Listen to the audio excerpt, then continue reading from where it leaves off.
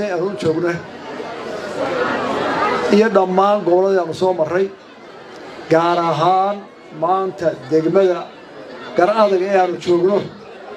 oo iyadu shaxshax dheerayd aad iyo aad baan idinku mahadnaqaynaa salaantii